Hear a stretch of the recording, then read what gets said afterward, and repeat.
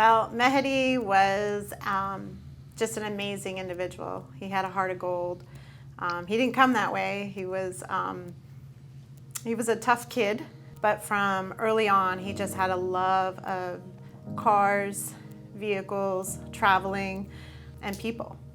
And as he grew into an amazing young man who just loved everybody. If you knew him, you were loved by him. You know, people who just met him, I was surprised. They'd tell me, oh, your son wrote me for Mother's Day, or oh, your son wrote me.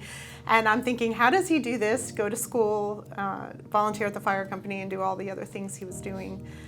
He was born in Morocco, and he lived at the Children's Haven, where Nathan and I work, and he was one of our children. And we raised him, and when he got to be 18, he had two loves. One was to be a mechanic, and one was Ford Mustangs.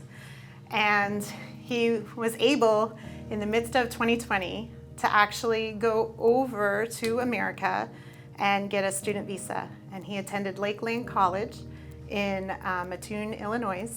And he was there while he just loved on his friends. He took a commitment to not drink, so he became the designated driver, and he just loved on everybody. And any way he could help, he tried to help. And one day he went by the fire station and he said, oh, what's this about? And he walks in and he says, where do I sign up? And they were having a meeting there at the time.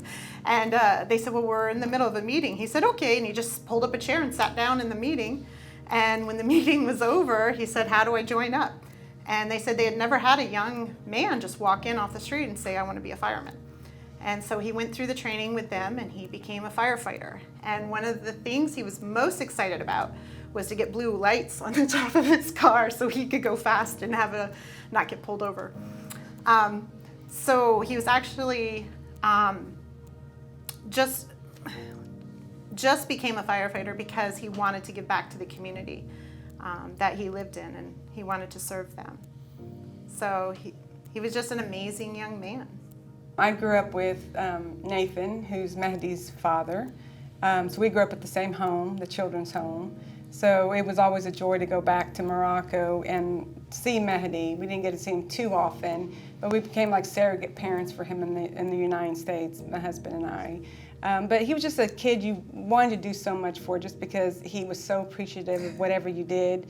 Came and spent Christmas with us, the one Christmas he had after coming over for college. And you know, we have two of our own kids, but for him to be able to get the gifts like all of our kids got, each gift he just wanted to open. It's like, oh, my shoes, and just examining the shoes. And we're like, well, next, open the next gift. You know, he just was so excited. There was just, I mean, we sent care packages. He was always just so grateful for whatever you gave or did for him. And and again, came out, didn't know anybody in our neck of the woods, and made friends. I knew Mehdi from the time he was 10 years old. My pastor and I went out to visit the Haven, and we knew Cindy and Nathan, the house parents. And as Cindy said, when Nathan and Cindy were raising Mehdi, in the beginning he had difficulties.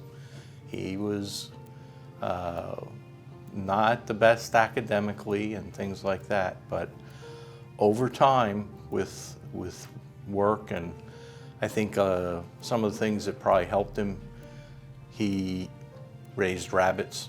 He loved dogs, and he always would, you know, take the dogs and do things with the German Shepherds, and he just started to care for them, and that grew into care for people in general.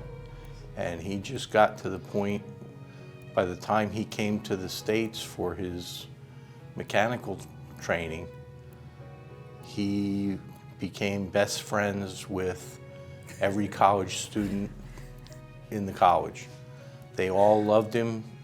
An example, his funeral was near Independence Day, and the kids in the school spent their own money and bought fireworks and set up a fireworks display that lasted for several minutes. So it probably cost them several $1,000s to set off fireworks in honor of Mehdi. They really appreciated his life and all that he did for the community and for those around him. The entire town, they had a celebration for his funeral. The police closed down the streets so that the kids could run hot rods back and forth because Mehdi loved cars and raced. He raced at Lakeland. Actually, he raced the school's car. They let him drive it. He just loved mechanics. He loved vehicles. He was a walking encyclopedia on anything Ford. Yeah. He knew anything about any Ford and what year it was and everything you wanted to know about it with amazing detail. My son Mehdi, he loved life. He really, and he loved others as much as he loved life. He wanted to serve others. He wanted to be there for others when they needed him. He was on call at his school 24/7. If they called him, he would be there. He would stop everything, drop everything if he could, and go and help these people. But I remember Mehdi as also a staunch supporter of the police department, law enforcement in general. I remember one time he sent me a picture back home, and he said, this cop pulled me over because I was speeding, or he had some infraction. And after the cop wrote him up, he said to the cop, "Can I take a selfie with you?" And him and the cop, he hugged the cop and took a selfie. And it was just amazing how the interaction, but he wasn't afraid to take that stand at this day and age, and say he was a supporter of cops and that he loved cops being around, that security was very important. And I think that's one reason why he wanted to also join the fire department, to give back to his community, to be there to help others that were in need. He was on the call to go and help somebody he'd never met before.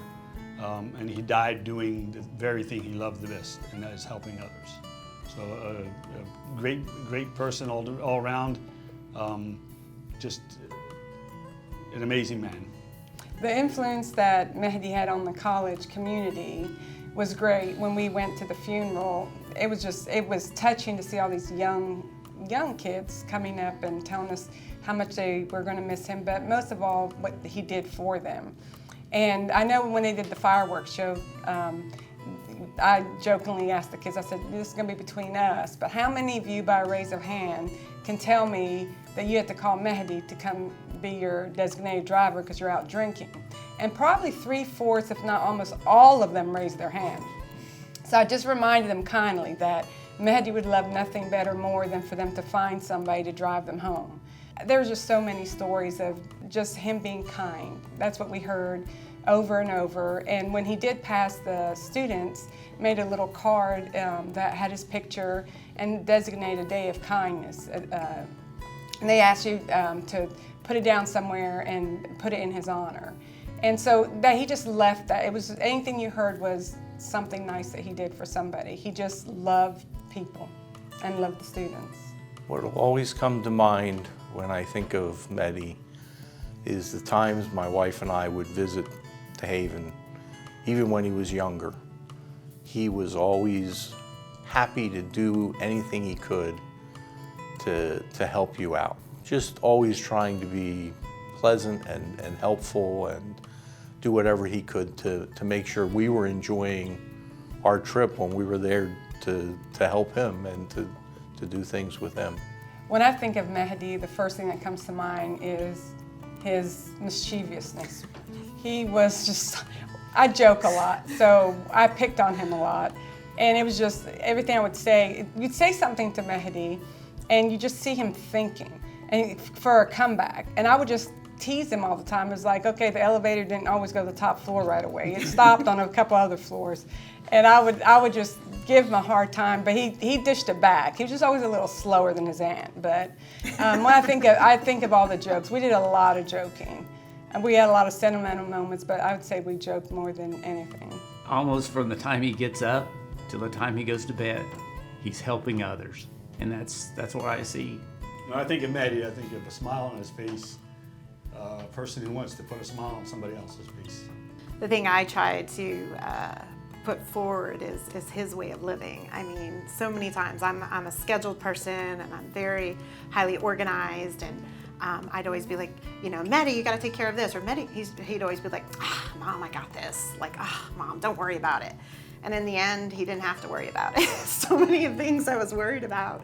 He just loved life. He embraced it, and he was a big goofball too. I think his arms and legs and feet didn't always work together. He was quite a klutz sometimes, but he loved life, and I feel like he honored God with his life, and he's being honored in his death. And it's amazing that he lived a life of honor, and joining the firefighters was just a part of that love he had for others and the honor he gave to others. So, and I will say that he did get his Ford Mustang. He had a Ford, I was like surprised. He had only been in America a few months and he had a yellow Ford Mustang. And I was like, what? I said, most people don't get their dream car until they're like way older. He's like, I know, isn't it great, Mom? He was going to school to be a mechanic in America, which was a dream. And he got his Ford Mustang, which was a dream. And he lived his life well. Here's to you, with that smile on your face. Here's to you, and what I want to raise to this moment we share.